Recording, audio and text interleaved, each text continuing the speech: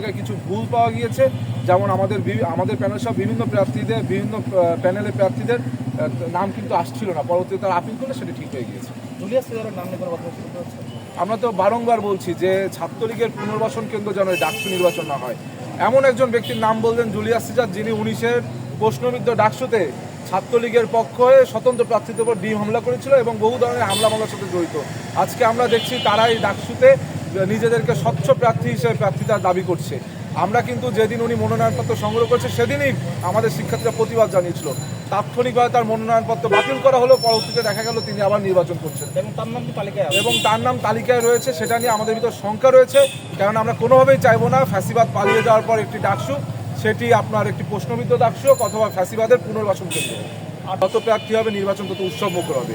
আমরা একটি বিষয়ে দেখেছেন যে যত প্যানেলই হোক তার ভিতর সবথেকে ভিন্নধর্মী বৈচিত্র্যময় প্যানেল দিয়েছে বাংলাদেশ জাতীয়তাবাদী ছাত্রদল। যেই প্যানেলে আপনার একজন আদিবাসী থেকে শুরু করে ক্রীড়া ব্যক্তিত্ব থেকে শুরু করে সাংস্কৃতিক ব্যক্তিত্ব, এমনকি সনাতন ধর্মাবলম্বীর প্রতিনিধি থেকে শুরু করে নারী প্রার্থী সকলে কিন্তু আমাদের এখানে জায়গা করে নিয়েছে। তারা কিন্তু কোনো কোটার মাধ্যমে আসেনি, বরং পূর্বে ফ্যাসিবাদ আমলে তাদের বিভিন্ন রাজপথের অবস্থান জানান দিয়ে শিক্ষার্থীদের মন জয় করে কিন্তু তারা এখানে এসেছে।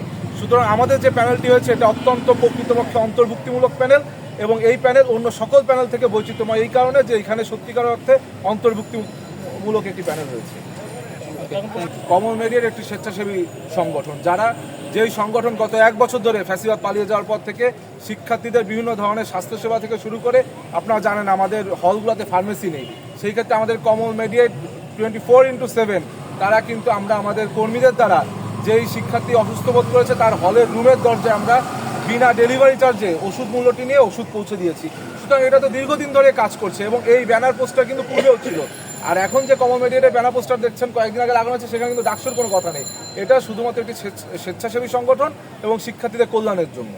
আমরা জাতীয়তাবাদী ছাত্রদল মনোনীত প্যানেল, আমরা আমাদের পজিটিভ ধারা রাজনীতি, সুস্থ ধারা রাজনীতি, গণতান্ত্রিক সৌন্দর্য অব্যাহত রাখার যে রাজনীতি, সেই রাজনীতি আমরা জারি রাখবো এবং শিক্ষার্থীরা 9 সেপ্টেম্বরের যে নির্বাচন, সেই নির্বাচনে তাদের ভোটের ব্যালটে ইনশাআল্লাহ আমাদের পক্ষে রায় দিবে এবং তাদের সমর্থন নিয়ে আমরা 90 সালেও ডাকসুতে নেতৃত্ব দিয়েছি, 25-এর ডাকসুতে আমরাই নেতৃত্ব দেবো।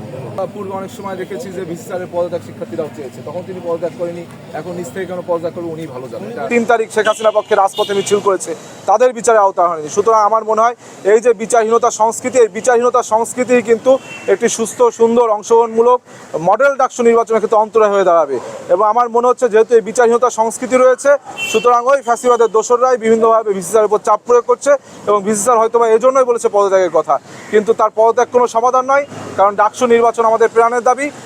আমরা শিক্ষার্থীরা এবং আমাদের ছাত্র সংগঠন সহ সকলে এই ডাকসুর পক্ষে ঐক্যমত আছি। ভিসি স্যার পদত্যাগ করলে আরেকজন ভিসি আসবে, কিন্তু ডাকসু নির্বাচন হবেই হবে। Thank you.